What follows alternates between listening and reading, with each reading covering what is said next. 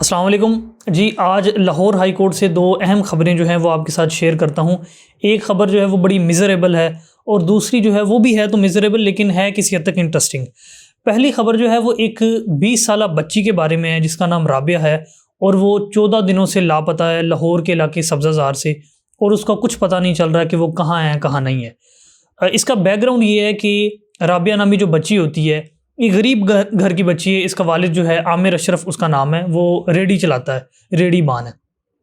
तो ये जो बच्ची है इसकी बहन जो है इसको एक घर में छोड़ के आती है मुलाजमत करने के लिए। तो होता ये है कि 2 घंटे बाद ही उसकी जो मालकन है वो उसकी बहन को फ़ोन कर देती है और कहती है कि जो तुम्हारी बहन थी राबिया वो चली गई है यहाँ से, वो भाग गई है। तो जो ख़ानदान वाले हैं वो मालकन के घर जाते हैं, वो कहते हैं कि यार ये बच्ची कहाँ जा सकती है, 2 घंटे पहले तो हम आपके पास छोड़ के आए हैं।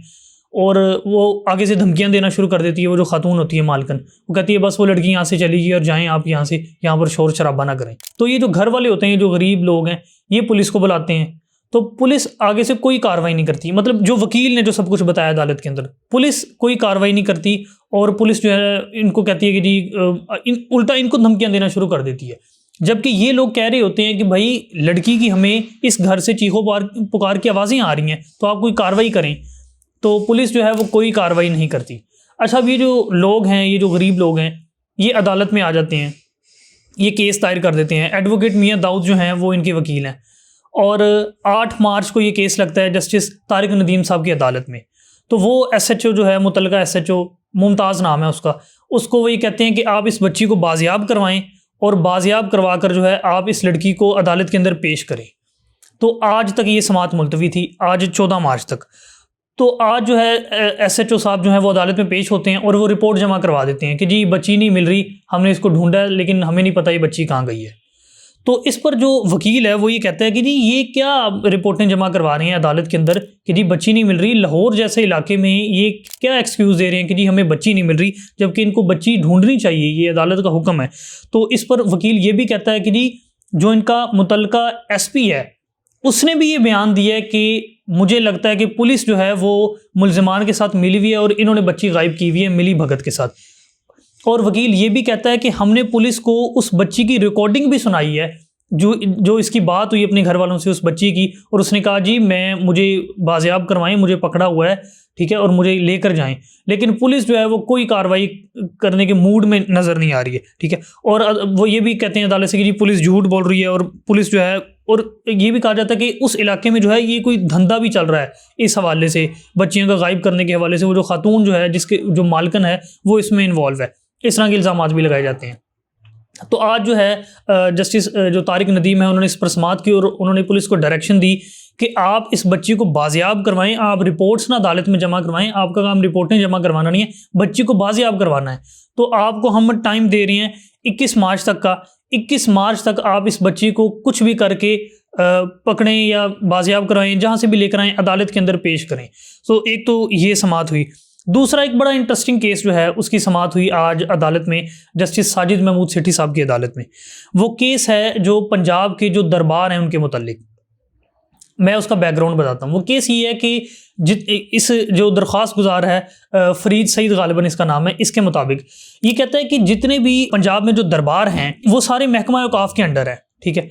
और उसमें जितना भी पैसा जो लोग नजराने के तौर पर देते हैं ना, जो भी आके मनते मुरादें मानते हैं, वो जो पैसे देते हैं वो सारा महकमा औकाफ के पास जाता है। अच्छा, ये चीज़ मेरे लिए भी नहीं थी। मुझे लगता था कि जो दरबार होता है ना मुतलका, ये उसके पास जाते हैं और वही आपस में बंदरबाट कर लेते हैं, लेकिन ऐसा नहीं है।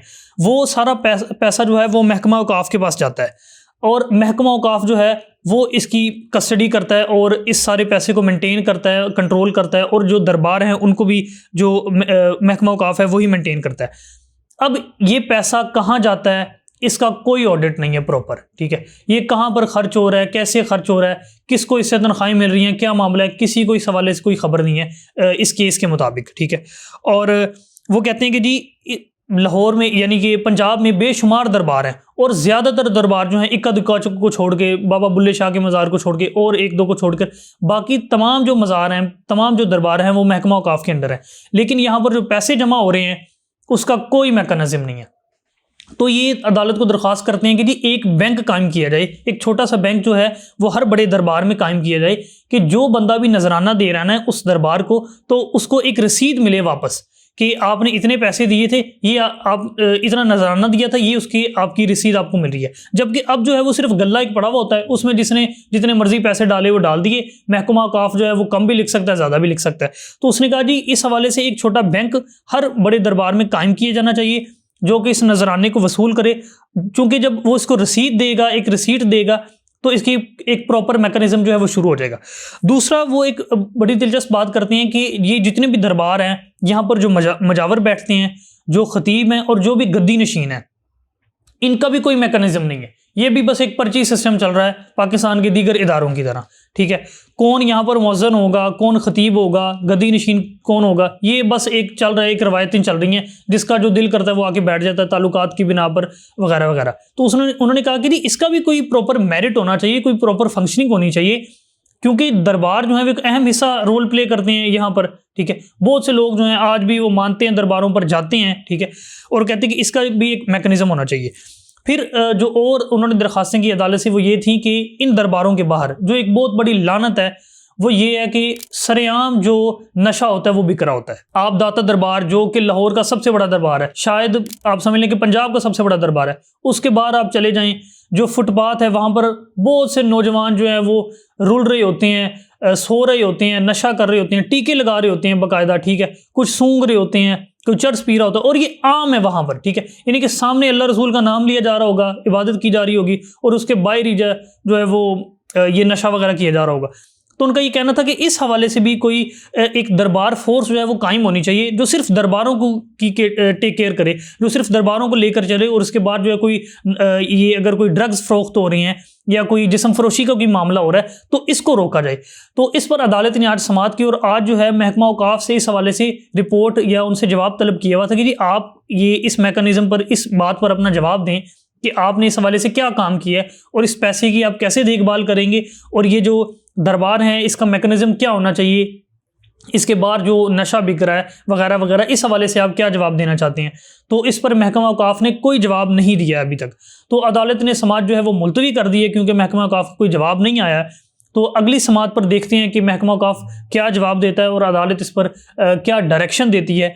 तो अब तक के लिए, आज के लिए महज इतना ही था। कल इंशाल्लाह मज़ीद कुछ अहम केसेस जो है वो लेकर आपकी खिदमत में हाजिर होंगे। तब तक के लिए अल्लाह हाफिज़।